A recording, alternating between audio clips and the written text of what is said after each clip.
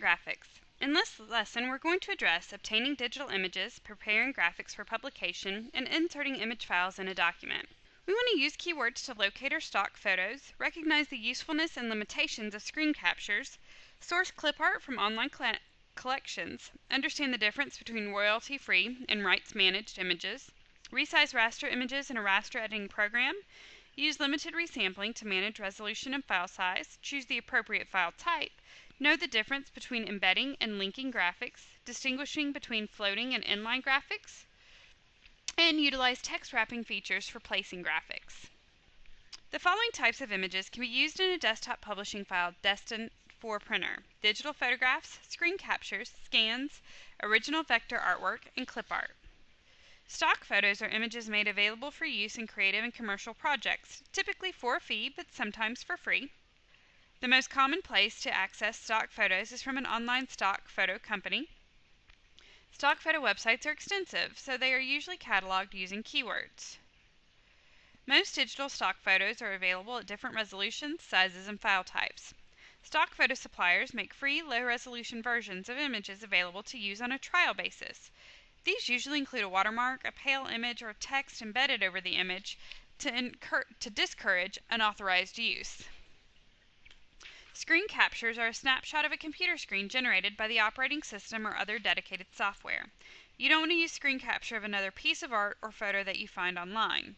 Screen captures are useful in software tutorial documentations and other materials, whereas showing the actual computer display is essential to the topic. The final output may not be as sharp as something like a high-res photograph. You can scan a hard copy document to create a digital file. Don't use scans of hard copy images as a shortcut or because the actual digital file is too costly or protected by copyright.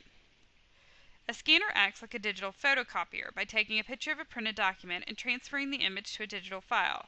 The higher the resolution, the more detail in the digital image and the bigger the file size. Images destined for a printer should be scanned in at least 300 dpi, or dots per inch. You want to use higher resolution for images that you intend to enlarge beyond their original size. Digital vector images are a common type of image file used in print products. Most original vector images, sometimes called line art, are used in print products that come from graphic artists. Hiring a graphic artist can be expensive, though. Clip art is ready-to-use artwork made available for use in creative and commercial projects, sometimes for free and sometimes for a price. Clip art collections are searchable using keywords. Styles vary from cartoonish to realistic drawings to abstract designs. There are many online resources for original, high-quality clip art. Some clip art is available as both raster and vector. Raster clip art files are not fully scalable without compromising image quality. If you purchase line art to use in a print product, it's best to stick with a vector file format that you can resize freely without worrying about pixelation. Many software programs make clip art collections available through their applications. Many people are familiar with it, so some originality and impact is lost when you use it in your work. There are potential copyright problems. Most prepackaged clip art is protected against commercial use. A license is a legal agreement that gives permission and states detailed conditions for using a copyrighted image. Royalty-free means the buyer pays a one-time fee to use the image for an unlimited number of products and for an unlimited length of time, without paying any additional fees for each additional use. A rights-managed license is a type of licensing agreement that gives a buyer permission for a specific limited use of a copyrighted image. It's up to you to ensure that you and any online companies you use follow ethical and legal guidelines for images that you gather and use in your projects. Saving a working copy of your files and placing the original unaltered versions in a safe place is an excellent idea. The working copy is best saved in the native file format of the image editing program you're working in. The native file format supports the full range of application features and offers the most editing flexibility if you need to make additional adjustments later. You want to develop an image processing workflow to ensure that you do all the steps every time. Resizing your raster images. The resolution adjusts as the document size of the image changes. Images for print products should have a resolution of 300 ppi. After you change the physical dimensions of the image, check the resolution, as it still needs to be between 240 and 300 ppi. Really, 300 ppi is the minimum that you want to go. Resampling your raster images. High megapixel cameras produce high pixel count images, large file sizes, and very big print dimensions. Reducing the document size to usable dimensions drives the resolution way over 300 ppi.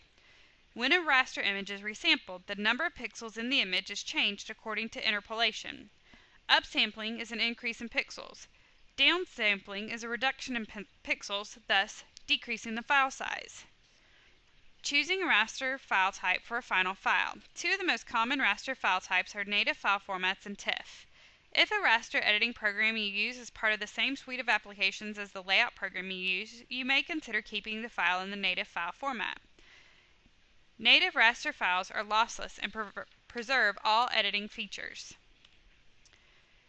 Vector files do not present the same resolution challenges that raster graphics do, as they're fully scalable without distortion.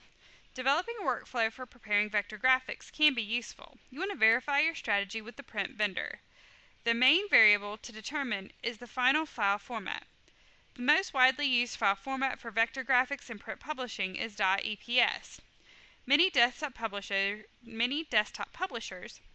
are saving vector graphics in their native file format or PDF and using them in layout applications. A linked graphic appears in a layout as a low-resolution screen image, but all of its data remains in the individual image file rather than being incorporated into the layout file. An embedded graphic appears in a layout at its full resolution and all of its associated data is copied into the layout file. An image is placed either as an inline graphic or a floating graphic. Inline graphics, sometimes called anchored graphics, move with the text in the document. Floating graphics are independent of the text. Text wrapping is a feature that controls how text flows around a graphic or other object in a layout. The area between a graphic and the text is called the standoff. Some thoughts to take away are that keyword searches can help identify stock photos and clip art in extensive online collections. Screen captures are appropriate for certain material, but their low resolution makes them less ideal for print. Scanning is a useful option for digitizing hard copy documents that are unavailable in electronic format. Understanding licensing structure is critical to using sourced images legally.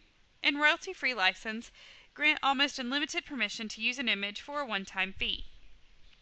Native file formats and TIFF are the most common file types for raster images used in print products. Native file formats and EPS are the most typical vector file types for print products. Linked graphics appear in a layout at a low-resolution screen image to be positioned, but the bulk of the image data is maintained in the individual image file until it is called by the software program for printing. Embedded graphics increase file sizes because they bring all of their image data into the layout file.